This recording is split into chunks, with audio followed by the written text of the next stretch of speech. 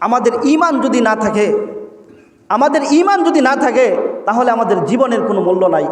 আমরা তো মনে করি যে ঈমানের চেয়ে জীবনের মূল্য বেশি। না, জীবনের চেয়ে ঈমানের মূল্য বেশি। তাই যদি না হতো তাহলে ফেরাউনেরও জীবন ছিল, সাদ্দাদেরও জীবন ছিল, আবু জাহেলেরও জীবন ছিল, কিন্তু তাদের ঈমান ছিল না, যার কারণে তাদের জীবনের কোনো মূল্য নাই। তারা চিরস্থায়ীভাবে জাহান্নামে যাবে। সেই জন্য জীবনের চেয়ে ঈমানের মূল্য অনেক বেশি। তাই যদি না হতো তাহলে ঈমান ছাড়া জীবন জাহান্নামের ইন্ধন, ঈমান ছাড়া জীবন জাহান্নামের ইন্ধন, ঈমান ছাড়া জীবন জাহান্নামে যাবে। আর যেই জীবনের ভিতরে ঈমান আছে সেই ঈমানওয়ালা জীবন জান্নাতে যাবে। ঈমানওয়ালা জীবন কোথায় যাবে?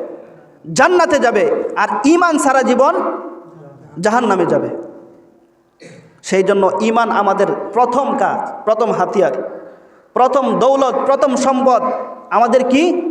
ঈমান।